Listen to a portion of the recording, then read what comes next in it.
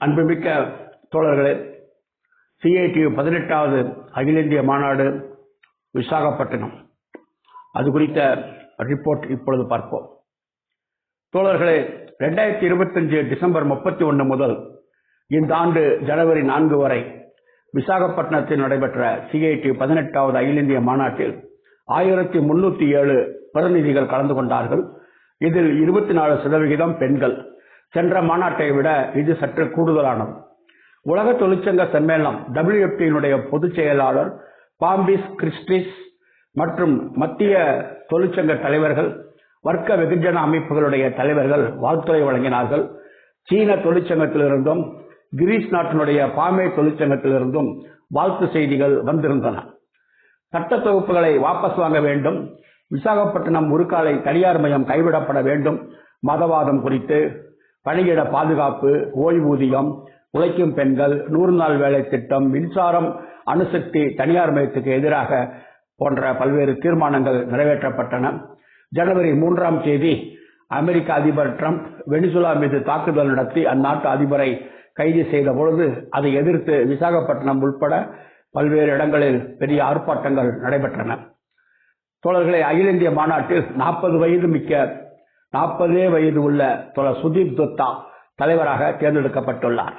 பொதுச் செயலாளராக கேரளாவைச் சேர்ந்த எலமாரம் கரீம், பொருளாளராக தெலுங்கானாவைச் சேர்ந்த தோழர் M. சாய்பாபு, 39 நிர்வாகிகள், 125 ஒர்க்கிங் கமிட்டி உறுப்பினர்கள், 425 பொதுக்குழு உறுப்பினர்கள் தேர்வு செய்யப்பட்டனர்.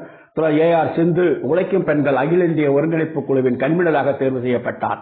தமிழகத்தில இருந்து தோழர் AS அவர்களும் மாலதி சிட்டிபாபு அவர்களும் துணைத் தலைவர்களாக, தோழர் G. சுகுமாரன், S. கண்ணன் செயலாளர்களாக தேர்வு செய்யப்பட்டனர். தமிழகத்திலிருந்து தேர்வான ஒர்க்கிங் கமிட்டி மெம்பர்ஸ் நிர்வாக குழு உறுப்பினர்கள் தோழர் V. Kumar, K. Thiruchelvam, M. Arumugan ஐனார், K. C. Gopikumar, S. Rajendran, E. Muthukumar, A. Janakiraman, S. Devamani. அது தவிர மொத்தமாக இவர்கள் உள்ளிட்டு 31 பொதுக்குழு உறுப்பினர்கள் தேர்வு செய்யப்பட்டனர். மாநாட்டில் பிரதான கடமைகளாக நாம் தற்பொழுது சந்திக்கக்கூடிய நெருக்கடியை சமூக மாறுதலுக்கான பெரிய உணர்வாக மாற்ற வேண்டும், சென்றடையாதவர்களை சென்றடைய வேண்டும், அரசின் கொள்கைகளுக்கு பின்னால் உள்ள வர்க்க அரசியலை அம்பலப்படுத்த வேண்டும், அதேபோல டிபிஎன்ஸ் அண்ட் ரெசிஸ்டன்ஸ் அடங்கமறு எதிர்த்து நில் அதை தீவிரப்படுத்த வேண்டும், பிப்ரவரி 12 பொது வேலை நிறுத்தம் வெற்றி பெற செய்ய வேண்டும். தலைவரது உரையிலே இருந்து முக்கியமான பகுதிகளை தற்பொழுது பார்ப்போம். மூலதனத்திற்கும் உழைப்புக்கும் இடையே முரண்பாடு உலக அளவிலே கூர்மையடைந்து வருகிறது. செல்வத்தை எல்லாம் உருவாக்கக்கூடிய தொழிலாளிகள் இந்த முரண்பாட்டிற்கு அவர்களுக்கு சாதகமாக அவர்களது வாழ்க்கை தரத்தை உயர்த்தக்கூடிய வகையிலே அவர்கள் முயற்சி செய்கின்றார்கள். பன்னாட்டு கம்பெனிகளிடம்தான் உற்பத்தி சாதனங்கள் எல்லாம் குவிந்து கிடக்கின்றன. விநியோக சங்கிலி மீது அவர்களுடைய கட்டுப்பாடு இருக்கின்றது. அவர்களது சுரண்டல் தொடர்ந்து நீடிக்கிறது, தீவிரமடைகிறது. அவர்களுடைய பன்னாட்டு கம்பெனிகள் தங்களுடைய மேலாதிக்கத்தை நிலைநாட்ட, தக்க வைக்க, முதலாளித்துவ அமைப்பை பாதுகாக்க அவர்கள் முயற்சிக்கின்றார்கள். ஆளும் வர்க்கங்கள் உழைக்கின்ற வர்க்கத்தை சாதி, மத, இன, பாலின அடிப்படையிலே பிரித்தாளும் கொள்கையை கையாளுகின்றன. நாம் நமக்கு முன்னால் உள்ள சவால்களை எல்லாம் நாம் வளர்வதற்கான வாய்ப்புகளாக பயன்படுத்திக் கொள்ள வேண்டும், மாற்ற வேண்டும். தோழர்களே, தற்பொழுது பாலஸ்தீன் அது குறித்து பார்ப்போம். 2023 அக்டோபர் 7 முதல் இதுவரை 70,000க்கும் மேற்பட்ட பாலஸ்தீனியர்கள் கொல்லப்பட்டுள்ளனர். 20,000 குழந்தைகள் உட்பட கொலை செய்யப்பட்டவர்கள் அடங்கும். காசாவில் இஸ்ரேலுடைய இனப்படுகொலை தொடர்கிறது. லான்செட் என்ற சர்வதேச மருத்துவ இதழுடைய விவரப்படி உண்மையில் இந்த மரணங்கள் 2,80,000 இருக்கும் என்று தெரிவிக்கின்றது. பாலஸ்தீனம் காசாவிலே உள்ள 90%க்கும் மேற்பட்ட பள்ளிகள், மருத்துவமனைகள், மற்ற இதர உள்கட்டுமானங்கள் எல்லாம் அளிக்கப்பட்டுள்ளன. மக்கள் நிவாரண சர்வதேச நிதிகளை, உதவிகளை பெறுவதற்காக காத்திருக்கின்ற மக்கள் மீதும் இஸ்ரேல் துப்பாக்கி சூடு நடத்துகின்றது. இஸ்ரேல் மேற்கு கரை, லெபனான், சிரியா, ஏமன், கத்தார் மீது தாக்குதல் தொடுத்துள்ளது. ஈரான் மீது 12 நாட்கள் இஸ்ரேல் தாக்குதல் தொடுத்தது. ஆனால் இஸ்ரேலுக்கு வெற்றி கிடைக்கவில்லை. இவ்வளவுக்கு மத்தியிலும் பாலஸ்தீன விடுதலை இயக்கம் அது தொடர்ந்து தன்னை தக்க வைத்துக் கொண்டிருக்கின்றது, அது நீடிக்கின்றது. தோழர்களே, ஐரோப்பா, அமெரிக்கா, இந்திய ஆயுத தயாரிப்பாளர்கள் இஸ்ரேலுக்கு ஆயுத விற்பனை மூலம் லாபம் அடைகின்றார்கள். ஸ்பெயின், பிரிட்டன், கிரீஸ், கொச்சி துறைமுகங்களிலே தொழிலாளிகள் இஸ்ரேலுக்கான ஆயுதங்களை கப்பல்களிலே ஏற்ற மறுத்தனர். பொதுமக்களுடைய நிர்பந்தம் காரணமாக ஸ்பெயின், பிரிட்டன், பிரான்ஸ் பாலஸ்தீன அரசை அங்கீகரித்தன. இஸ்ரேல் ஹமாஸுடன் செய்து கொண்ட போர் நிறுத்த உடன்பாட்டை பல முறை மீறியுள்ளது. நூற்றுக்கணக்கான பாலஸ்தீனியர்களை தொடர்ந்து கொன்று வருகிறது. சுதந்திர பாலஸ்தீனம் கிழக்கு ஜெருசலமை தலைநகரமாக கொண்டு 67க்கு முன் உள்ள எல்லைகள் அடிப்படையில் சுதந்திர பாலஸ்தீனம் அமைவதே மேற்காசிய பிரச்சனைக்கு தீர்வாக அமையும். இரண்டாவது முறையாக ட்ரம்ப் பதவியேற்ற பிறகு 8 யுத்தங்களை, இந்தியா பாகிஸ்தான் யுத்தம் உட்பட அவர்தான் தடுத்து நிறுத்தினாராம். ஆனால் ரஷ்யா உக்ரைன் யுத்தத்தை அவரால் தடுத்து நிறுத்த முடியவில்லை. நேட்டோ வடக்கு அட்லாண்டிக் ராணுவ ஒப்பந்தத்தை கிழக்கு வரை நீடிக்கக்கூடிய முயற்சி தான் உக்ரைன் யுத்தத்திற்கு காரணம். ஆப்பிரிக்காவின் சூடானிலே அமெரிக்க ஆதரவுடன் உள்நாட்டு யுத்தம் நடைபெற்று வருகிறது. யுத்தங்கள் எல்லாம் உலகத்திலே முடிய வேண்டும் என்றால் ஏகாதிபத்தியத்தை முடிவிற்கு கொண்டு வர வேண்டும். பல நாடுகள் மீது ட்ரம்ப் காப்பு வரிகளை உயர்த்தியுள்ளார். அதன் மூலமாக அமெரிக்காவில் என்ன நடக்கின்றது? அமெரிக்காவிலேயே அத்தியாவசிய பண்டங்களுடைய விலைகள் உயர்ந்த வண்ணம் உள்ளன. அமெரிக்கா இந்தியாவை ரஷ்யாவிடமிருந்து எண்ணெய் வாங்கக்கூடாது என்று நிர்பந்தப்படுத்துகிறது. இந்திய அமெரிக்க வணிக இடைக்கால ஒப்பந்தத்தில் இந்தியா கையெழுத்திட்டுள்ளது. இதனால் இந்திய ஏற்றுமதிகளுக்கு 18% காப்பு வரியாம். ஆனால் அமெரிக்காவிலிருந்து இந்தியாவிற்கு இறக்குமதியாகும் பொருட்கள் மீது 0 காப்பு வரிதான். சீனா மட்டுமே அமெரிக்காவினுடைய வணிக யுத்தத்தை தைரியமாக எதிர்த்து நிற்க முடிகின்றது. ஏனெனில் சீனாவிடம் இருந்துதான் அமெரிக்கா அரிய வகை தாது பொருட்களை வாங்க வேண்டிய நிலையிலே உள்ளது. ட்ரம்ப் வெளிநாடுகளிலே இருந்து அமெரிக்காவிற்கு வேலைக்கு வந்தவர்களை, வெளிநாடு வாழ் அந்த மக்களை எல்லாம், புலம்பெயர்ந்த தொழிலாளிகளை எல்லாம் இந்தியர்கள் உள்பட கட்டாயப்படுத்தி அமெரிக்காவில் இருந்து வெளியேற்றி வருகின்றார். தொழிலாளர் உரிமைகள் பல முதலாளித்துவ நாடுகளிலே பறிபோய் வருகின்றன. 151 நாடுகள் ஆய்வு செய்ததில் 87 நாடுகளில் வேலை நிறுத்த உரிமை மீறப்பட்டுள்ளது. முக்கால்வாசி நாடுகளில் தொழிற்சங்கம் அமைப்பதே மறுக்கப்படுகிறது. அதேபோல 74% நாடுகளில் சங்கத்தினுடைய பதிவு மறுக்கப்படுகிறது. பல முதலாளித்துவ நாடுகளில் தொழிலாளர் சட்டங்கள் தொழிலாளருக்கு விரோதமான முறையிலே திருத்தப்படுகின்றன. இதற்கு எதிராக தொழிலாளி வர்க்க போராட்டங்கள் உலகம் முழுவதும் வெடித்து வருகிறது. குறிப்பாக அமெரிக்காவிலே ஆட்டோமொபைல் தொழிலில் 6 மாத வேலை நிறுத்தம், போயிங் ஏர்லைன்ஸ் 21 நாள் வேலை நிறுத்தம், ஸ்டார்பக்ஸ் நிறுவனத்தில் 650 ஸ்டோர்களில் 12,000 உறுப்பினர்கள் உள்ளனர். கனடாவிலே தபால் ஊழியர்கள் 3 நாள் வேலை நிறுத்தம், இங்கிலாந்தில் 40,000 ரயில்வே தொழிலாளிகள் வேலை நிறுத்தம். அதன் மூலமாக ஊதிய உயர்வு பெற்றனர். இங்கிலாந்தில் தேசிய மருத்துவ சேவை, போக்குவரத்து, ஆசிரியர் மற்றும் துறைமுக தொழிலாளிகள் வேலை நிறுத்தம் செய்தார்கள். இத்தாலியிலே துறைமுக தொழிலாளிகள் இஸ்ரேலுக்கான கப்பலில் ஆயுதங்களை ஏற்றுமதி செய்ய மறுத்தனர். தென்கொரியாவில் 6,500 சாம்சங் தொழிலாளிகள் 1 மாத காலம் வேலை நிறுத்தம் செய்து ஒப்பந்தம் ஏற்படுத்தினர். ஜப்பானிலே 17,000 துறைமுக தொழிலாளிகள் வேலை நிறுத்தம் செய்தனர். இந்தியாவில் ஜூலை 9, பிப்ரவரி 12 அகில இந்திய பொது வேலை நிறுத்தங்கள் வெற்றிகரமாக நடத்தப்பட்டுள்ளன. உலக பொருளாதார வளர்ச்சி என்பது தொடர்ந்து வீழ்ச்சியடைந்து வருகிறது.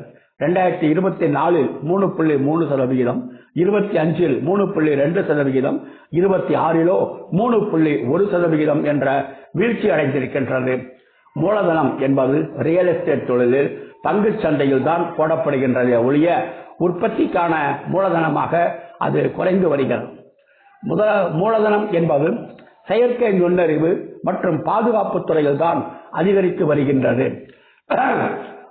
ஆயுத உற்பத்தியாளர்கள் மிகப்பெரிய அளவிற்கு லாபம் ஈட்டுகிறார்கள். அதே போல செயற்கை நுண்ணறிவு கார்ப்பரேட் நிறுவனங்களுக்கு சாதகமாக உள்ளது. ஏற்றத்தாழ்வுகள் முதலாளித்துவ உலகில் ஏராளமாக அதிகரித்துள்ளது. முதலாளித்துவ நாடுகளில் மொத்தமுள்ள மக்களில் உயர்ந்த வருமானம் உள்ள 10% மக்களிடம் 75% மக்களுடைய சொத்து குவிந்து கிடக்கிறது. அடிமட்டத்திலே உள்ள 50% மக்களுடைய சொத்து 2% மட்டுமே. நமது அண்டை நாடுகளை எடுத்துக்கொண்டால் வேலையின்மை அதற்கு தீர்வு காண முடியாமல் பல்வேறு அரசியல் மாற்றங்கள் நிகழ்ந்துள்ளன. இலங்கையிலே அனுரா குமாரா திசநாயக்கா பிரதமராக தலைவராக ஜனாதிபதியாக தேர்வு செய்யப்பட்டிருக்கிறார். ஜனதா விமுக்தி பெருமனா ஒரு இடதுசாரி கட்சியின் தலைவர் அவ்வாறு ஜனாதிபதியாக தேர்வு செய்யப்பட்டிருக்கிறார். அவருடைய கட்சிக்கும் பாராளுமன்றத்தில் ஏராளமான இடங்கள் கிடைத்துள்ளன. வங்கதேசத்திலே மாணவர்கள் இளைஞர்கள் கலகம் செய்ததன் காரணமாக பங்களாதேஷ் பிரதமர் ஷேக் ஹசீனா ராஜினாமா செய்து இந்தியாவிற்கு ஓடி வர வேண்டிய நிலைமை ஏற்பட்டது. பிப்ரவரி 12ஆம் தேதி பங்களாதேஷில் நடைபெற்ற தேர்தலில் பங்களாதேஷ் தேசிய கட்சி வெற்றி பெற்றது. ஹசீனாவின் அவாமி லீக் கட்சி போட்டியிட தடை செய்யப்பட்டது. நேபாளத்தில் ஏற்பட்ட சமூக ஊடக தடையினால் அங்கு ஏற்பட்ட கலகம் காரணமாக அரசு ராஜினாமா செய்தது. மார்ச் 6ஆம் தேதி தேர்தல்கள் நடைபெற உள்ளன. தோழர்களே, இடதுசாரி மாற்று என்பது வலுவாக முன்னிறுத்தப்படாத ஒரு பின்னணியிலே வலதுசாரி பிற்போக்கு சக்திகள் தான் மேலாதிக்கம் செலுத்தி வருகின்றன. அவைகள் வளர்கின்றன. அடுத்ததாக சோசியலிச நாடுகளை குறித்து பார்ப்போம். கியூபா 60 ஆண்டுகளுக்கு மேலாக அமெரிக்காவின் பொருளாதார தடைகளை வெற்றிகரமாக அது எதிர்கொண்டு வருகிறது. சமீபத்தில் பெட்ரோல் கியூபாவிற்கு செல்லாமல் தடை செய்துள்ளதால் கியூபாவில் மிகப்பெரிய நெருக்கடி என்பது தற்பொழுது ஏற்பட்டுள்ளது. பயங்கரவாதத்தை ஊக்குவிக்கும் நாடுகளின் பட்டியலில் கியூபா சேர்க்கப்பட்டிருக்கிறது அமெரிக்காவால். இலவச கல்வி, இலவச மருத்துவ சிகிச்சை கியூபாவிலே உண்டு. அதே போல உலகம் முழுவதும் மக்கள் துயரப்படும் பொழுது கியூபாவின் டாக்டர்கள் அனுப்பி வைக்கப்படுகிறது. உலகம் முழுவதும் 33 ஆண்டுகளாக ஐநா சபை கியூபா மீதான அமெரிக்க பொருளாதார தடைகளை நீக்க வேண்டும் என்று மிக பெரும்பான்மையாக தீர்மானம் நிறைவேற்றியும் அமெரிக்கா, ஜனநாயகத்தின் தொட்டில் என்று கூறப்படக்கூடிய அமெரிக்கா அதை துச்சம் என மதிக்கிறது. வியட்நாம், வீரமிக்க வியட்நாமில் 8% பொருளாதார வளர்ச்சி உள்ளது. வடகொரியாவிலே இலவச கல்வி, இலவச சுகாதாரம். சீனாவை பொறுத்தவரை உலகத்தினுடைய உற்பத்தி மையமாக சீனா மாறியுள்ளது. உற்பத்தி மூலமாக, மேனுபேக்சரிங் மூலமாக சீனாவின் மொத்த உள்நாட்டு உற்பத்தி 27% உருவாக்கப்படுகிறது. மோசமான வறுமை என்பது 2021 அது ஒழிக்கப்பட்டு விட்டது சீனாவில். அப்சல்யூட் பாவர்ட்டி 2049 என்று வரும்பொழுது சீன புரட்சி நடைபெற்ற 100வது ஆண்டு, அதை நோக்கி புதிய சோசியலிச சமூகத்தை உருவாக்குவதற்காக சீனா முன்னேறி வருகின்றது. மின்சார வாகனங்கள், செயற்கை நுண்ணறிவு, சிப்ஸ் உற்பத்தியில் சீனா மிக பெரும் அளவு முன்னேறி உள்ளது. சீனா 120 நாடுகளுடன் வணிகம் செய்கிறது. 53 ஆப்பிரிக்க நாடுகளுடன் சீனா வணிகம் மேற்கொள்கிறது. சீனா இந்த ஆப்பிரிக்க நாடுகளிலிருந்து சீனாவிற்கு இறக்குமதியாகும் பொருள்களுக்கு 0 காப்பு வரி தான் விதிக்கப்படுகிறது. தோழர்களே, நமது நாட்டில் மதவாத கார்ப்பரேட் கள்ளக்கூட்டணி RSS வழிகாட்டுதலில் செயல்படக்கூடிய பாஜக அரசு நவீன தாராளமய கொள்கைகளை பெரும் கார்ப்பரேட் நிறுவனங்களின் கட்டளைகளுக்கு ஏற்ப அமலாக்கி வருகின்றன. மதவாத சித்தாந்தத்தை பரப்பி வருகிறது. பிரதமரிலிருந்து அனைத்து அமைச்சர்களும் வெறுப்பு அரசியலை பரப்பி வருகிறார்கள். முஸ்லிம்கள் ஏதோ ஊடுருவியவர்கள், இந்த நாட்டிற்குள் ஊடுருவியவர்கள் என்பது போல அவர்கள் சித்தரிக்கப்படுகிறார்கள். மத்திய அரசு, மோடி அரசு கொண்டு வந்துள்ள புதிய தொழிலாளர் கொள்கை, நியூ ஸ்ரம் சக்தி நீதி, அது மனு தர்மம் மற்ற இதர வேத நூல்களை அடிப்படையாக கொண்டது. தொழிலாளி கடமையை செய்ய வேண்டுமா, உரிமைகள் குறித்து கேட்கக்கூடாதா, பெண்களுடைய உரிமைகள் மறுக்கப்படுகின்றன, பொதுத்துறைகள் தனியார் மயமாக்கப்படுகின்றது, தனியார் துறையிலோ இடஒதுக்கீடு என்பது கிடையாது. அனைத்து அரசாங்க நிறுவனங்கள் மீதும் RSS பிடி அதிகரித்து வருகிறது. தோழர்களே, அடுத்தபடியாக பொதுச் செயலாளருடைய அறிக்கைக்குள்ள நாம் இப்பொழுது செல்கின்றோம். பொதுச் செயலாளருடைய அறிக்கை, ஏகாதிபத்தியத்திற்கும் மக்களுக்கும் இடையே உள்ள முரண்பாடு அது கூர்மையடைந்து வருகிறது. சிறுபான்மையினரும் புலம்பெயர்ந்தோரும் எதிரிகளாக வலதுசாரி சக்திகளால் சித்தரிக்கப்படுகின்றனர். நவீன தாராளமயமும் நவீன பாசிசமும் கைகோத்து செல்கின்றன. முதலாளித்துவத்திற்கு, அதனுடைய பிரச்சனைகளுக்கு எந்த தீர்வும் மக்களுடைய அடிப்படை பிரச்சனைகளுக்கு முதலாளித்துவத்தால் தீர்வு காண முடியவில்லை. 90% மேலான மக்கள் துயரத்திலே உள்ளனர். இதை நாம் மக்கள் அரசு மீது உள்ள அதிருப்தியை சமூக மாறுதலுக்கான மேம்பட்ட உணர்வாக மாற்ற வேண்டிய பொறுப்பு நமக்கு உள்ளது. ஏகாதிபத்தியத்துக்கு எதிரான போராட்டங்களை ஸ்தல போராட்டங்களுடன் நாம் இணைக்க வேண்டும். புரட்சிகர வைராக்கியம் மற்றும் பொறுமை என்பது தேவைப்படுகின்றது. அதன் மூலமாக பிளவுவாத சக்திகளுக்கு எதிரான விழிப்புணர்வை நாம் ஏற்படுத்த வேண்டும்.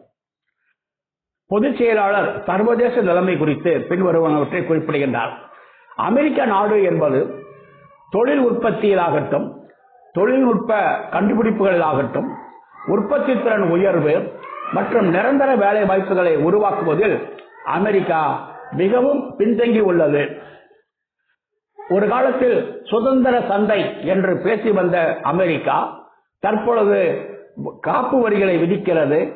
தன்னை பாதுகாக்கும் கொள்கை புரொடெக்ஷனிசம் என்ற இடத்திற்கு அமெரிக்கா செல்கிறது. சுதந்திர சந்தை என்பதை அந்த கொள்கையை அமெரிக்கா கைவிட்டுள்ளது. நெருக்கடியின் சுமைகளை அமெரிக்கா மூன்றாம் உலக ஐரோப்பிய நாடுகள் மீது சுமத்துகிறது. பன்முகத்தன்மை என்பது வளர்ந்து வருகின்றது. மல்டிலேட்டரலிசம், பன்முக உலகம், பலதுருவ உலகம் என்பது வளர்ந்து வருகின்றது. SCO, Shanghai cooperation organisation, BRICS plus, இப்ப பிரிக்ஸ்ல B for Brazil, R for Russia, I for India, C for China, S for South Africa plus மேலும் 10 நாடுகள் அதில் சேர்ந்துள்ளன. பிரிக்ஸ் பிளஸ் எஸ்சிஓ இந்த அமைப்புகளுடைய செல்வாக்கு உலக அளவிலே கூடி வருகிறது. உலக தொழிலாளி வர்க்க இயக்கம் உலக முதலாளித்துவத்தினுடைய யுக்திகள் குறித்து ஆய்வு நடத்த வேண்டும். ஆல்பபெட், அமேசான், ஆப்பிள், மேட்டா, மைக்ரோசாப்ட், நிவிடியா மற்றும் டெஸ்லா இந்த 7 கம்பெனிகள் வசம் செல்வமெல்லாம் குவிந்து கிடக்கின்றது. யூக மூலதனம் என்பது அதிகரித்து ஒரு சிலர் கையில் செல்வமெல்லாம் குவிந்து கிடக்கின்றது. உலக மக்களுடைய கடன் சுமை என்பது 337.7 டிரில்லியன் டாலராக அதிகரித்துள்ளது. ஒரு டிரில்லியன் டாலர்னா 1,00,000 கோடி. ஒரு டாலர் என்பது 90 ரூபாய். ரூபாய் கணக்கில் நீங்களே மாற்றி பார்த்துக்கலாம். உலக மக்களுடைய கடன் 337.7 டிரில்லியன் டாலர். முதலாளித்துவமானது நெருக்கடியில இருந்து தீர்வு காண 4 வழிகளை கையாளுகிறது. 1, யுத்தங்கள், போர்கள், பதட்டங்களை உருவாக்குவது. 2வதாக லாபம் தரக்கூடிய புதிய புதிய தொழில்களை நாடி செல்வது, உற்பத்தியை அதிகரித்து லாபத்தை அதிகரிப்பது. 3வதாக நெருக்கடியின் சுமைகளை சிறிய கம்பெனிகள் தொழிலாளிகள் மீது சுமத்துவது. 4, பெரிய அளவிலே வேலையில்லா திண்டாட்டத்தை உருவாக்குவது. ரஷ்யா மீதான தன்னிச்சையான அமெரிக்க தடைகளால் உலக அளவிலே உணவு, எரிபொருள் அது பற்றாக்குறை ஏற்பட்டு வருகிறது.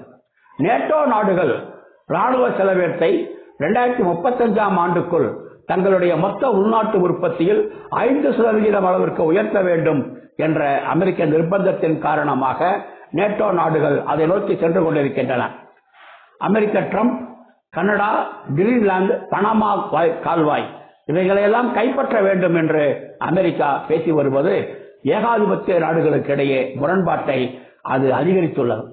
பல ஐரோப்பிய நாடுகள், ஆசியா, தெற்குலக நாடுகள் தேசிய கரன்சிகளையே பயன்படுத்த விரும்புகின்றன. டாலருக்கு பதிலாக டாலரைசேஷன். டாலருடைய இருப்போ 50% குறைந்து விட்டது. டாலருடைய மதிப்பு குறைந்து வருவதனால் தங்கம் விலை ஏறி வருகிறது. ஆப்பிரிக்க நாடுகளான சாகல் நாடுகளில் மாலி, பர்கினா பாசோ, நைஜர், சாட் ஆகிய நாடுகளில் ஏராளமாக எண்ணெய் வளம், தங்கம், யுரேனியம் உள்ளது. சாகல் நாடுகளிலே ஏற்பட்டுள்ள பிரெஞ்சு ஏகாதிபத்தியத்துக்கு எதிரான அரசியல் எழுச்சி என்பது ஐரோப்பாவிலே ஒரு எரிசக்தி நெருக்கடியை தீவிரமாக்கி இருக்கின்றது. அர்ஜென்டினா, பொலிவியா, சிலி, பிரேசில் இந்த 4 நாடுகளில் லித்தியம் அதிகமாக கிடைக்கின்றது. Oil producing and exporting countries OPEC அமைப்பு எவ்வாறு எண்ணெய் வள நாடுகள் தங்களுக்குள்ளே OPEC என்ற கூட்டணியை அமைத்து எண்ணெய் உற்பத்தி மற்றும் விலைகளை தீர்மானிப்பது போல் லித்தியம் பிளாக் என்பதை அர்ஜென்டினா, பொலிவியா, சிலி, பிரேசில் உருவாக்கியுள்ளன. செயற்கை நுண்ணறிவு, உற்பத்தி திறன் உயர்வுகளை பயன்படுத்தி தொழிலாளிகளுடைய உறுப்பினர் பலம், தொழிலாளிகளுடைய எண்ணிக்கை குறைக்கப்பட்டு வருகிறது. 2025 செயற்கை நுண்ணறிவு இணைக்கப்பட்ட கம்பெனிகள் பங்கு சந்தையிலே 80% அதிகமாக ஆதாயம் அடைந்தன. ஏஐ டேட்டா சென்டர், செயற்கை நுண்ணறிவு தரவு மையங்கள் ஏராளமான மின்சாரத்தை பயன்படுத்துகின்றன. உலக அளவிலே வேலையின்மை 5%. 2024 இளைஞர்கள் மத்தியில் இது 12.6% இளைஞர்கள் வேலையற்றோர். அதே போல தெற்குலக நாடுகளுக்கும் வடக்குலக நாடுகளுக்கும் இடையே தொழிலாளிகளுடைய ஊதியத்திலே மிகப்பெரிய வேறுபாடு இருக்கின்றது. உற்பத்தி சேவை துறைகள் எல்லாம் தெற்குலகத்திற்கு மாற்றப்படுகின்றது. யூக வணிகம் பெரும்பாலும் வடக்கு உலக நாடுகளிடையே இருக்கின்றது.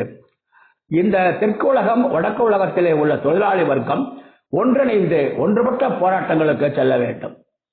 பிரேசில், கொலம்பியா, மெக்சிகோ, லத்தீன் அமெரிக்காவிலே உள்ள முற்போக்கு நாடுகள் நவீன தாராளமய கொள்கையை எதிர்க்கின்றன. தோழர்களே, சோசியலிசம் தான் உண்மையான மாற்று, விஞ்ஞானபூர்வமான மாற்று என்பதை காலம் நிரூபித்து வருகின்றது. அடுத்தபடியாக தேசிய நிலைமை. தொழிலாளி வர்க்கம் 3 வகையான தாக்குதலுக்கு ஒரே நேரத்தில் இரையாகி உள்ளது. ஒன்று எதேச்சாதிகார தாக்குதல்கள், இன்னொன்று மதவாத பிரிவினைவாத அத்தகைய அரசியலுக்கு மக்களுடைய வாழ்வாதார பிரச்சனைகளிலே இருந்து பிரிவினைவாத வகுப்புவாத அரசியலுக்கு மடைமாற்றம் செய்யப்படுகிறது. மூன்றாவதாக மக்கள் மத்தியிலே வெறுப்பை, விரக்தியை உருவாக்குவது. எது செஞ்சா என்ன ஆக போறது, ஒன்னும் ஆக போறதில்ல, போராடி என்ன பிரயோஜனம் அப்படிங்கிற மாதிரி ஒரு விரக்தியை மக்கள் மத்தியிலே உருவாக்குவது. இத்தகைய தாக்குதல்கள் காரணமாக விரக்தியுற்ற தொழிலாளிகள் மிக சுலபமாக கார்ப்பரேட் மதவாத அரசியலுக்கு இரையாகிறார்கள். 2024 பாராளுமன்ற தேர்தலில் பாஜகவுக்கு தனிப்பெரும் மெஜாரிட்டி கிடைக்கவில்லை. சந்திரபாபு நாயுடு, நிதிஷ்குமாரை இணைத்துக் கொண்டு ஒரு கூட்டணி அரசுதான் அமைக்க முடிந்தது. தேசிய பணமாக்கும் திட்டம் 1, அதன் மூலமாக 6 லட்சம் கோடி பொதுத்துறை பங்கு விற்பனை இலக்காக தீர்மானிக்கப்பட்டது. இரண்டாவது திட்டம் தற்பொழுது 10 லட்சம் கோடி ரூபாய் அளவுக்கு தனியார் மயம் என்ற கொள்கை இலக்கு தீர்மானிக்கப்பட்டுள்ளது. மின்சார சட்ட திருத்தம், அது எரிசக்தி மீதான மக்களுடைய உரிமையை பறிக்கிறது. இது தவிர உற்பத்தியுடன் இணைந்த, மூலதனத்துடன் இணைந்த, வேலை வாய்ப்புடன் இணைந்த ஊக்க திட்டங்கள் என்ற முறையில் முதலாளிகளுக்கு, கார்ப்பரேட் நிறுவனங்களுக்கு அரசு கஜானாவிலே இருந்து மக்களுடைய வரி பணம், சேமிப்பு பணம் மடைமாற்றம் செய்யப்படுகின்றது. தனியார் மூலதனத்திற்கு பல்வேறு சலுகைகள், வரி குறைப்பு, கடன் தள்ளுபடி போன்றவை. நிரந்தர தொழிலாளிகளுக்கு பதிலாக contract, casual, apprentice, training, fixed term, குறிப்பிட்ட கால வேலை என்றெல்லாம் புதிய உறவுகள் ஏற்பட்டு வருகின்றன. சிறப்பு பொருளாதார மண்டலங்களில் உற்பத்தி செய்யப்படக்கூடிய சரக்குகளும் இனிமேல் உள்நாட்டு சந்தையில் விற்கலாம் என்ற நிலைமை ஏற்பட்டிருக்கின்றது. 26 சிவிலியன்கள் காஷ்மீரத்தின் பகல்காமிலே கொல்லப்பட்டனர். பாகிஸ்தானுடைய அயலுறவு அமைச்சர் அவர் ஒரு வாக்குமூலம் கொடுக்கின்றார். கடந்த 30 ஆண்டுகளாக அமெரிக்க, மேற்கத்திய நாடுகளுடைய நலன்களை பாதுகாப்பதற்காக பாகிஸ்தான் பயங்கரவாதத்தை ஊக்குவித்து வருகிறது என்று அவர் கூறினார்.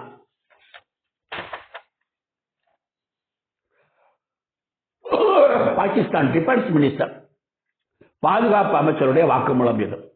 தொடர்ந்து மணிப்பூர்ல கடந்த 2 ஆண்டுகளுக்கு மேலாக அந்த இனக்கலவரம் நீடித்து வருகிறது. பிஜேபி ஆட்சி, 260 பேர் கொல்லப்பட்டிருக்கிறார்கள். 70,000 பேர் நிவாரண முகாம்களிலே தங்க வைக்கப்பட்டுள்ளனர். வக்பு சட்ட திருத்தம் என்று கூறி முஸ்லிம்களுடைய நிலத்தை அபகரிப்பதற்கான ஒரு முயற்சியில் மோடி அரசு இறங்கியுள்ளது. சிறுபான்மை மக்கள், முஸ்லிம்கள், கிறிஸ்துவர்கள், தலித்துகள் கும்பலாக தாக்குதலுக்கு உள்ளாகிறார்கள். தொழிற்சங்க உரிமை, தொழிற்சங்கம் அமைக்கும் உரிமை, கூட்டுபேர உரிமைகள் எல்லாம் தாக்குதலுக்கு உள்ளாகி உள்ளன. பணியிடங்களிலே கூட்டங்கள் நடத்துவது, ஆர்ப்பாட்டங்கள் நடத்துவது தடை செய்யப்பட்டுள்ளன. சங்க பதிவு ரத்து செய்யப்படுகிறது. சங்க தலைவர்கள் நிர்வாகத்தை சந்தித்தால் அது நியாய சலுகைதா சட்டம் பிரிவு 111 கீழ் கிரிமினல் குற்றமாக கருதப்படுகிறது.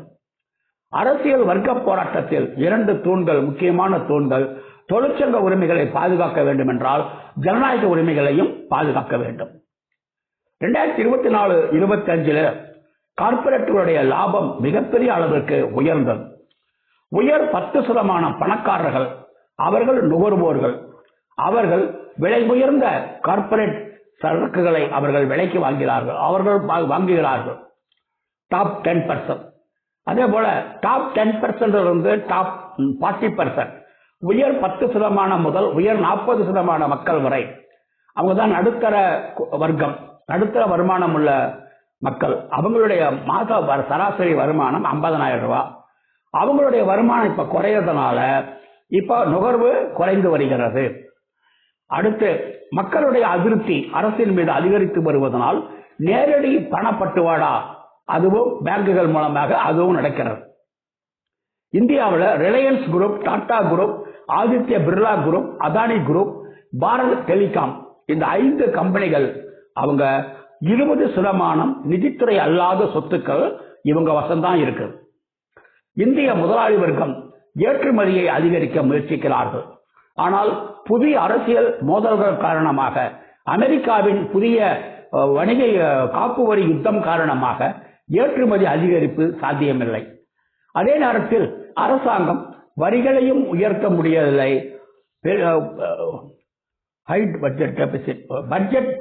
உயர்ந்த பற்றாக்குறையுள்ள பட்ஜெட்டுகளையும் தயாரிக்க முடியவில்லை. ஏனென்றால் நவீன தாராளமய சக்திகள் இவற்றையெல்லாம் எதிர்க்கின்றன. கார்ப்பரேட்டுகள் மீது வரியை அதிகமாக்காத, பட்ஜெட் பற்றாக்குறையை அதிகமாக்காதுன்னு அவங்க எல்லாம் சொல்றாங்க. இதன் காரணமாக சேம நல நடவடிக்கைகள் வெட்டப்படுகின்றன, அடிப்படை சேவைகள் குறைக்கப்படுகின்றன. அடுத்து இன்ஃப்ராஸ்ட்ரக்சர், உள்முக கட்டமைப்பு எடுத்துக்கொண்டால் அரசாங்கம் ஹைவேஸ், ரயில்வே லைன் மற்றும் நகரப்புற வளர்ச்சியில பிரம்மாண்டமான அளவு மூர்க்கத்தனமாக முதலீடு செய்கிறது. பணமாக்கும் திட்டத்தின் மூலமாக இவைகளை எல்லாம் பின்னர் கார்ப்பரேட்டுகள் வசம் ஒப்படைக்கின்றனர். டெல்லி, மும்பை, அகமதாபாத், லக்னோ, ஜெய்ப்பூர், கவுஹாத்தி 6 பிரதான விமான நிலையங்கள் PPP model, public private partnership என்ற முறையில் அதானி குரூப்புக்கு 50 ஆண்டுகளுக்கு தாரை வார்க்கப்பட்டுள்ளது. அரசாங்கம் மற்றும் தனியார் நிறுவனங்கள் மூலமாக ரியல் எஸ்டேட் தொழில் ஊக்குவிக்கப்படுகின்றது. சாகர் மாலா, பாரத் மாலா ஹைவேஸ் திட்டங்கள் எல்லாம் அதானி குரூப்புக்கும், மெட்ரோ ப்ராஜெக்டுகள் டாடாவிற்கும் தாரை வார்க்கப்படுகின்றது. இயற்கை வளங்கள் தனியார் மயம். தோழர்களே, இரும்புத்தாது, நிலக்கரி, பாக்சைட் சுரங்கங்கள் சட்ட திருத்தங்கள் மூலமாக தனியார் மயம் ஆகின்றது. லீத்தியம், கோபால்ட், அரிய வகை தாது பொருள்களும் தனியார் மயம். அதே போல எலக்ட்ரானிக்ஸ், மின்சார வாகனங்களுக்கு தேவையான தாது பொருட்கள் எடுப்பதும் தனியார் கம்பெனிகளுக்கு. பசுமை எரிசக்தி முதலீடுகளும் தனியார் மயம். கார்ப்பரேட்டுகளுக்கு நிலம் புதிய புதிய திட்டங்கள் மூலமாக வழங்கப்படுகிறது. ரியல் எஸ்டேட், வணிகம், தொழில் மற்றும் சேவைகள் ப்ராஜெக்ட் மூலமாக கார்ப்பரேட்டுகளுக்கு நிலம் வழங்கப்படுகிறது. கார்ப்பரேட் கம்பெனிகளுக்கு விவசாய நிலம், தோட்ட நிலம், வன நிலம், பொதுத்துறை நிலங்கள் எல்லாம் தரைவார்க்கப்படுகிறது. உற்பத்தியுடன் இணைந்த ஊதிய திட்டம், ஊக்கத்திட்டம் 14 துறைகளில் 1.97 கிட்டத்தட்ட 2 லட்சம் கோடி ரூபாய் அதுக்காக ஒதுக்கியிருக்கிறார். மூலதனத்துடன் இணைக்கப்பட்ட ஊக்கத்திட்டத்திற்கு அது 16 மாநிலங்களில் 56,415 கோடி ரூபாய் ஒதுக்கி இருக்கிறார்கள். குஜராத்திலே உள்ள மைக்ரான் செமிகண்டக்டர் அதனுடைய மொத்த செலவினத்தில் 70% அரசாங்க மானியம். வேலை வாய்ப்புடன் இணைக்கப்பட்ட ஊக்கத்திட்டத்தில் 99,446 கோடி ரூபாய் ஒதுக்கி இருக்கிறார்கள். 3.5 கோடி வேலை வாய்ப்புகள் உருவாக்கப்படும் என்று வாக்குறுதி கொடுக்கிறார்கள். 5 ஆண்டுகளில் 1 கோடி இளைஞர்களுக்கு இலவச இன்டர்ன்ஷிப் பயிற்சி கொடுக்கப்படும் என்று 60,000 கோடி ரூபாய் ஒதுக்கி இருக்கிறார்கள். அதுல 30% பேர் இன்டர்ன்ஷிப்ல ஜாயின் பண்ணாங்க, 41% பேர் இடையிலேயே விட்டுட்டாங்க. 2015-16 அதிலிருந்து 2024-25 அந்த 10 ஆண்டுகளில் கடன் தள்ளுபடி செய்யப்பட்டது 12 லட்சம் கோடி ரூபாய். 267 கம்பெனி திவால் சட்டத்தில் பதிவு பண்ணாங்க. 45 கம்பெனி மூடிட்டாங்க. 1.91 லட்சம் சதுர கிலோமீட்டர் எண்ணெய் எரிவாயு வயல்கள் தனியாருக்கு தாரை வார்க்கப்பட்டுள்ளன. நிலக்கரி இறக்குமதியில் அதானிக்கு சாதகமாக ஊழல் புரியப்பட்டிருக்கிறது. துறைமுகங்கள் தனியார் மயமாகின்றன. முன்கூட்டியே மின்சார கட்டணம் செலுத்தும் ஸ்மார்ட் மீட்டர்ஸ் அது புகுத்தப்படுகிறது. விநியோகத்தை இது தனியார் மயமாக்கும். அதிகபட்ச மின்சாரம் பயன்படுத்தக்கூடிய நேரத்தில் மின்சார கட்டணமும் அதிகமாக இருக்கும். தனியார் சுகாதார நிறுவனங்கள், தனியார் காப்பீடு நிறுவனங்கள் அரசாங்க திட்டத்தின் மூலமாக லாபம் அடைகின்றன. விஜயராகவன் பேராசிரியர் குழு அறிக்கை பரிந்துரைப்படி பாதுகாப்பு துறையில் ஆராய்ச்சி பரிசோதனை கூடங்கள் 50 10 குறைக்கப்படுகிறது. தொழிலாளிகள் மற்றும் மக்கள் மீதான தாக்குதல்கள். நவம்பர் 21, 2025 சட்ட தொகுப்புகள் அமலாகும் என்று அறிவிக்கப்பட்டது. அதற்கு முன்னதாகவே 26 மாநிலங்கள் சட்டங்களை அதற்கு ஏற்ப திருத்தினார்கள். பெண்கள் இரவு ஷிப்டுகளிலும் வேலை செய்வதற்கு அனுமதிக்கப்படுகிறார்கள். முறை சார்ந்த தொழில்கள் முறைசாரா தொழில்களாக மாறி வருகின்றன. கிக் மற்றும் பிளாட்ஃபார்ம் பொருளாதாரம் அதிகமாக செயலி மூலமாக செயல்படக்கூடிய தொழிலாளர்கள் எண்ணிக்கை அதிகமாகி வருகிறது. பொதுத்துறையிலேயே 50-60% கான்ட்ராக்ட் தொழிலாளிகள். பவர் கிரிட், NTPC, NHPCயில் 70-75% கான்ட்ராக்ட் தொழிலாளிகள். பிராண்ட் உற்பத்தியாளர்கள் அவர்களே உற்பத்தியில் ஈடுபடுவதற்கு பதிலாக அதை அவுட் சோர்ஸ் செய்கிறார்கள், வெளிமுகமைகளுக்கு அனுப்புகிறார்கள். அவர்கள் உற்பத்தி ஆகக்கூடிய சரக்குகளை ஏதோ தாங்கள் உற்பத்தி செய்தது போல மீண்டும் பிராண்ட் பெயரில் விற்கிறார்கள். ஸ்டீல், ரயில்வே பிரதான உற்பத்தி துறை தனியார் மயமாகிறது. குறிப்பிட்ட கால வேலை, ஒரு ஆண்டு வேலை செய்தாலும் கிராஜுவிட்டி உண்டாம். அதுக்கப்புறம் எங்க போவாங்க? ஹையர் அண்ட் ஃபயர், வேலைக்கு அமர்த்து துரத்து கொள்கைத்தான் இதன் மூலமாக அமுலாகும். தொடர்ச்சியான வேலை என்பது இனிமேல் காணல் நீர் தான். செயற்கை நுண்ணறிவு, internet of things, machine learning உற்பத்தி துறையிலே பயன்படுத்துகிறது. வேலைப்பளுவை அதிகமாக்குகிறது. உற்பத்தி திறன் உயரும் பொழுது அதற்குரிய வகையில் தொழிலாளிகளுடைய பங்கு அதிகரிக்க வேண்டாமா? அதை நாம் கோர வேண்டும். நாம் கோருவது 5 நாட்கள் வேலை, வாரத்திற்கு 40 மணி நேரம். பன்னாட்டு கம்பெனிகள் உற்பத்தி பகுதிகளையே கான்ட்ராக்ட் தொழிலாளிகளுக்கு தரை வார்க்கிறார்கள். அதன் மூலமாக வரக்கூடிய உபரி லாபத்தில் ஒரு பகுதியை நிரந்தர தொழிலாளிகளிடம் பங்கு போட்டுக் கொள்கிறார்கள். இது நிரந்தர தொழிலாளி, கான்ட்ராக்ட் தொழிலாளி என்று தொழிற்சங்க ஒற்றுமையை அது சிதைக்கும். ஒவ்வொரு தினமும் 3 ஃபேக்டரி ஆலை தொழிலாளிகள் தடுக்கக்கூடிய விபத்துகள் ஏற்பட்டு செத்து இறந்துடுறாங்க. பாதுகாப்பு ஆய்வாளர்கள் இப்போது கிடையாது. பாதுகாப்பு அமலாக்கம் என்ற அதிகாரிகள் முதலாளிகளுடன் கைகோர்த்து செல்கிறார்கள். PFESI திட்டத்திலே சேர்வதற்கு தகுதி பெற்ற 60% மேற்பட்ட தொழிலாளிகள் பதிவு செய்யப்படவில்லை. பீடி, நிலக்கரி அல்லாத சுரங்கங்கள், அங்கெல்லாம் சமூக பாதுகாப்பு மறுக்கப்படுகிறது. கட்டுமானத்தில் நலவரி முறையாக வசூலிப்பதும் இல்லை, நலவரி முறையாக செலவிடப்படுவதும் இல்லை. 72,000 கோடி ரூபாய் பல்வேறு மாநிலங்களில் கட்டுமான தொழிலாளர் நல வாரியங்களில் சும்மா தான் இருக்கு. ஈ-சிரம் திட்டத்தில் 31 கோடி பேர், 54% பெண்கள் உட்பட பதிவு செய்தார்கள். ஆனால் எந்த விதமான சமூக பாதுகாப்பும் இல்லை. ராஜஸ்தான், கர்நாடகா, தெலுங்கானா, ஜார்க்கண்ட் கிக் ஒர்க்கர்களுக்கு சமூக பாதுகாப்பு மசோதா கொண்டு வந்திருக்கிறார்கள். பல ஆண்டுகளாக குறைந்தபட்ச ஊதியம் திருத்தப்படுவது கிடையாது. பழைய பென்ஷன் திட்டம் வேண்டும் என்பது ஒரு பிரதான அரசியல் கோரிக்கையாக மாறி வருகிறது. மக்களுடைய உண்மை நிலைமை வேலை வாய்ப்பை உருவாக்காத வளர்ச்சி தான் இருக்கிறது. உயர் பண மதிப்பு இழப்பும் கொரோனாவும் சிறு குறு நடுத்தர தொழில்களை அது பெரும் நெருக்கடியில் தள்ளின. இன்னமும் அவர்கள் மீளவில்லை. முறைசாரா தொழில்களில் மிக குறைந்த ஊதியமே வழங்கப்படுகிறது. நுண் கடன் நிதி நிறுவனங்கள் அவர்களுடைய நெருக்கடிகளால் மக்களுடைய கடன் சுமை அதிகமாகி இருக்கிறது. விவசாயிகளை பொறுத்தவரை தொடர்ந்து அவர்கள் புலம்பெயர வேண்டிய நிலைமையிலே உள்ளனர். விவசாய விளைபொருட்களுக்கு நியாயமான விலை கிடையாது. மின்சாரம், நீர்ப்பாசனம் தனியார் மயமாக்கப்படுகிறது. கார்ப்பரேட்டுகளுக்கு ஆதரவான இன்சூரன்ஸ் திட்டங்கள் விவசாயிகளுடைய வாழ்க்கையை சீரழிக்கிறது.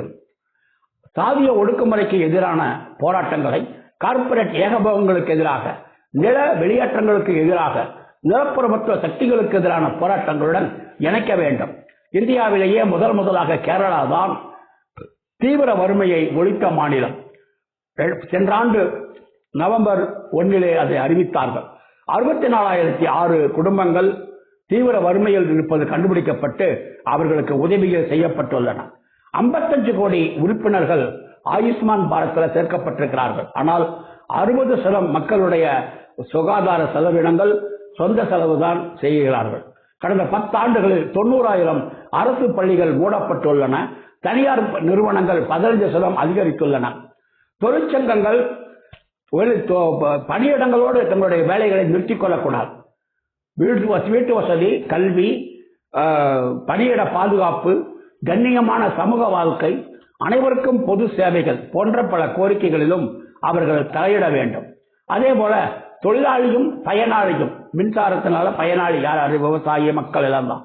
அதே போல ரயில்வேனால மக்கள் பயனடைகிறார்கள். ஆகவே பயனாளியும் தொழிலாளிகளும் சேர்ந்து ரயில்வே மின்சார தனியார் மயத்துக்கு எதிராக போராட வேண்டும். நம்முடைய அரசியல் கடமை ஜனநாயகத்தை பாதுகாப்பது, அரசியல் சட்டம் அதனுடைய கோட்பாடுகளை பாதுகாப்பது. பிரதானமாக பல போராட்டங்கள் நடந்துள்ளன. சுயேட்சையாக, கூட்டாக, தொழிலாளி விவசாயி கூட்டான போராட்டங்கள் ஏராளமாக அதிகரித்திருக்கின்றது. தமிழ்நாட்டில் 12 மணி நேர வேலையை புகுத்த முயற்சிக்கப்பட்டது, தோற்கடிக்கப்பட்டிருக்கின்றது. கர்நாடகாவில் அவங்க 3 லட்சம் தொழிலாளிகள் கூட்டாக சேர்ந்து வேலை நிறுத்தம் செய்து கர்நாடக அரசு தங்களுடைய 12 மணி நேர வேலை திட்டத்தை முறியடித்திருக்கின்றார்கள். தமிழ்நாட்டில் சாம்சங் தொழிலாளிகள் 37 நாட்கள் சங்க பதிவுக்காகவே வேலை நிறுத்தம் செய்திருக்கிறார்கள். காம்ரேட் டாக்கீஸ் வீடியோ தற்பொழுது வெளிவந்துள்ளது. கான்ட்ராக்ட் தொழிலாளிகளை பொறுத்தவரை கான்ட்ராக்டர்கள் மாறினாலும் அதே கான்ட்ராக்ட் தொழிலாளிகள் என்று அஸ்ஸாம் சிக்பாயிலே உடன்பாடு ஏற்பட்டுள்ளது. Tuticorin NLC thermal plant, Vallur thermal பிளான்ட்ல கான்ட்ராக்ட் தொழிலாளிகள் போராடி இருக்கிறார்கள். டெல்லி கார்பரேஷனில் 3,500 கான்ட்ராக்ட் தொழிலாளிகள் 1 மாத வேலை நிறுத்தத்துக்கு பிறகு நிரந்தரமாக்கி இருக்கிறார்கள். தோழர்களே, மதவாதம், மூட நம்பிக்கைகள், பின்தங்கிய உணர்வு தொழிலாளி வர்க்கத்தை கவி பிடித்துக் கொண்டிருக்கின்றது. ஒன்றுபட்ட போர்க்குணமிக்க வர்க்க போராட்டமே சமூக ஒடுக்குமுறைக்கு எதிராக வெற்றி பெறும். இந்துத்துவா, RSS தலைமையிலான இந்துத்துவா தொழிலாளி வர்க்க ஒற்றுமைக்கு மிகப்பெரிய சவால். ஒவ்வொரு தொழிற்சங்கமும் தன்னுடைய சங்க உறுப்பினர்கள் எவ்வாறு மதவாத உணர்வுகளால் பாதிக்கப்பட்டுள்ளனர் என்பதை கண்டறிந்து அதற்கு ஏற்ப அதை எதிர்கொள்ள திட்டமிட வேண்டும். பல்வேறு மத்திய தொழிற்சங்கங்கள் கூட்டறிக்கைகளில் கையெழுத்திடுகின்றன. ஆனால் CIT தான் அதிகமான தொழிலாளிகளை போராட்டங்களிலே திரட்டுகின்றது. கூட்டு இயக்கங்கள் மூலமாக சென்றடையாதவர்களை நாம் சென்றடைய முடியும். தோழர்களே, நம்முடைய உறுப்பினர்களில் 2021 33.6% பெண்கள் இருந்தது. 2024 34.18% அதிகரித்திருக்கின்றது. கட்டுமானம், தோட்டம், மீன்பிடி, மின்சாரம், FM, மருந்து, உழைக்கும் பெண்கள் கமிட்டிகள் செயல்படுகின்றன. 6 இடதுசாரி தொழிற்சங்கங்கள் WFT-யுடன் இணைந்துள்ளன. நவம்பர் 1 பாலஸ்தீனிய ஒருமைப்பாடு இயக்கத்தை நாம் கடைபிடித்தோம். 2021க்கும் 24க்கும் இடையே 3 ஆண்டுகளில் 6.3 லட்சம் உறுப்பினர் எண்ணிக்கை அதிகரித்திருக்கின்றது. தோழர்களே,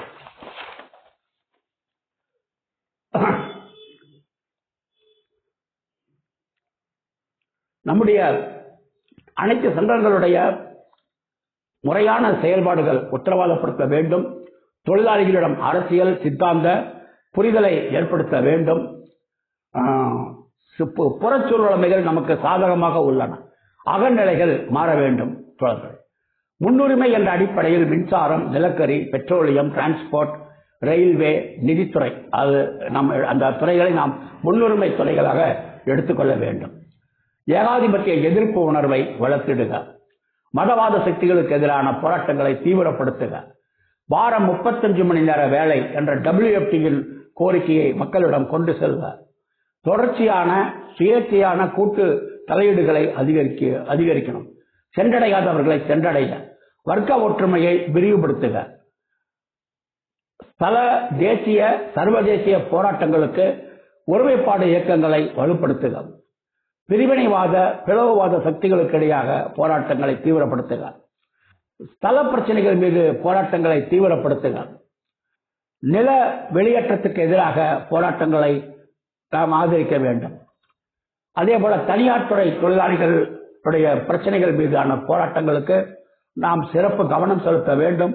பொதுத்துறை இயக்கத்தில் சிறப்பு கவனம், ரயில்வே துறையில் சிறப்பு கவனம், சென்றடையாத முறைசாரா தொழில்களை அடைவதற்கான கவனம், அதே போல புலம்பெயர்ந்த தொழிலாளிகளை திரட்டுவதற்கான முன்முயற்சி, விசா வீத்தோசா அமைப்புகளுடன் இணைந்து கூட்டு நடவடிக்கைகள், இவற்றிலெல்லாம் நமது கவனம் தேவை. குடியிருப்பு பகுதிகளிலும் சேரிகளிலும் சிஏடி விரிவாக்குவதற்கான முயற்சிகளில் நாம் இறங்க வேண்டும். ஸ்தாபனத்தை பொறுத்தவரை தோழர்களே, மாநில ரீதியிலான ஸ்தாபன பட்டறைகள் எல்லாம் நடந்துள்ளன. 2024 சிஏடியினுடைய பலம், உறுப்பினர் பலம் 69,43,024. 2021 விட 10% இது உயர்வு. கேரளாவில் மட்டும் 4,93,027 உறுப்பினர் அதிகம். கட்டுமானத்தில் ஒரு 2 லட்சம் உறுப்பினர் உயர்வு, சாலை போக்குவரத்தில் ஒரு 5 லட்சம் 5 லட்சம் உயர்வு என்று ஏற்பட்டிருக்கின்றது. கான்ட்ராக்டர் அவர்களை திறக்க வேண்டும். அதே போல முறைசாரா தொழிலாளிகள் அலுவலகத்திற்கு வரும்போது அவர்களை உறுப்பினராக்குவது என்ற நடைமுறைக்கு பதிலாக, நலவாரியங்களை சுற்றியே உள்ள நடவடிக்கைகளுக்கு பதிலாக நாம் அவர்களை நேரடியாக அவர்களுடைய இல்லங்களுக்கு பணியிடங்களுக்கு சென்று சந்திப்பது, கிளைகள் அமைப்பது என்ற வகையில் வேலை முறைகளில் மாற்றம் வேண்டும். 80 லட்சத்திற்கும் அதிகமான திட்ட தொழிலாளிகள் உள்ளனர். இவர்களையெல்லாம் திரட்டுவதற்கு மிகப்பெரிய நமக்கு வாய்ப்பு உள்ளது. அதே போல தொழிற்சங்க ஜனநாயகம் என்பது மிக அதிகமான தொழிலாளிகளை சங்க நடவடிக்கைகளில் ஈடுபடுத்துவதாகும். திரட்டப்பட்ட தொழில்களில் நாம் பணிபுரிவதற்கு விசேஷமான ஊழியர்களை நியமித்து அவர்களுக்கு தகுந்த பயிற்சி கொடுக்க வேண்டும். ரயில்வேல 5 லட்சம் கான்ட்ராக்ட் தொழிலாளிகள் இருக்கிறார்கள். ஏராளமான காலியிடங்கள் இருக்கிறது. ரயில்வேயில் அங்கீகரிக்கப்பட்ட 2 சங்கங்கள், அகில இந்திய சங்கங்கள் அவர்களுடைய பிரச்சனைகளை எடுப்பது கிடையாது. எனர்ஜி செக்டார்ல கோல், எலக்ட்ரிசிட்டி, பெட்ரோலியம் இந்த 3 துறையிலேயும் உள்ள நடவடிக்கைகளை கூட்டாக கொண்டு செல்வதற்கு முடிவு பண்ணியிருக்கிறோம். அடுத்து 2026 மே தினம் வரும்பொழுது தொழிலாளிகளை குடியிருப்பு பகுதியில் சந்திப்பது, டிஆர்இஓ அங்கீகார வெற்றி, புலம்பெயர் தொழிலாளிகள் நமக்கு வாக்களித்திருக்கிறார்கள் ஏராளமாக. டெல்லியிலே உள்ள பிஆர் இன்ஸ்டிடியூட் ஆஃப் ரிசர்ச் ஆண்டுக்கு 200 நாட்களாவது அவற்றை பயன்படுத்த வேண்டும். மாநில பத்திரிகைகள் விநியோகத்தை அதிகப்படுத்த வேண்டும். ஸ்தாபன ரீதியான கடமைகள் தோழர்களே, 26 மார்ச்சுக்குள்ளார மாநில, மாவட்ட, மாநில ரீதியிலான சங்கங்கள் சம்மேளன பட்டறை, ஸ்தாபன பட்டறை நடத்த வேண்டும். மாநில குழுக்கள் அதனுடைய முடிவுகள் அமலாக்கத்தை தொடர்ந்து கண்காணிக்க வேண்டும். இந்தி பிரதேசங்களில் சிஏடியை வலுப்படுத்துவது, மாநில மாவட்ட குழுக்களில் ஜனநாயக செயல்பாடுகளை உத்தரவாதப்படுத்துவது, சங்கங்களின் நிர்வாக கமிட்டி மாதம் ஒரு முறையாவது, ஆண்டு பேரவைகள் 2 ஆண்டுகளுக்கு ஒரு முறையாவது நடத்த வேண்டும். உழைக்கும் பெண்கள் ஒருங்கிணைப்பு குழுக்கள் திறம்பட செயல்பாட்டை உத்தரவாதப்படுத்த வேண்டும். 2026 ஜூன் மாதத்திற்குள் சிஐடி சங்கங்களுடைய ஒருங்கிணைப்பு குழுக்கள் வட்டார அளவிலே அமைத்திட வேண்டும். ஜூன் ஜூலை மாதங்களில் தீவிர உறுப்பினர் சேர்க்கையில் நாம் ஈடுபட வேண்டும். ஃபாரம் உரிய நேரத்திலே அனுப்ப வேண்டும். இளைஞர்கள், பெண் கேடர்களை, ஊழியர்களை கண்டுபிடித்து அவர்களுக்கு தகுந்த பயிற்சி கொடுக்க வேண்டும். 2026 செப்டம்பர் அக்டோபரில் தேசிய இளம் தொழிலாளிகள் மாநாடு நடைபெறுகின்றது. அந்தந்த சங்கங்களில் இளம் தொழிலாளிகளுடைய குழுக்களை நாம் துவங்க வேண்டும். முறை சார்ந்த தொழிலில் நிரந்தரம் மற்றும் நிரந்தரமல்லாத தொழிலாளிகளை திரட்டுவதிலே முன்முயற்சி தேவை. கிக்கு தொழிலாளிகளை திரட்டுவதற்கு சிறப்பு கவனம், இடம்பெயர்ந்த தொழிலாளிகளை திரட்டுவதிலே சிறப்பு கவனம். குடியிருப்பு பகுதிகளில் நமது பணிகளை அதிகரிக்க வேண்டும். நம்முடைய வெப்சைட், இணையதளம், டிஜிட்டல் பிரச்சாரத்தை மேம்படுத்த வேண்டும். அனைத்து மட்டங்களிலும் இடைக்கால ஸ்தாபன பரிசீலனை மேற்கொள்ளப்பட வேண்டும். நன்றி தோழர்களே, வணக்கம்.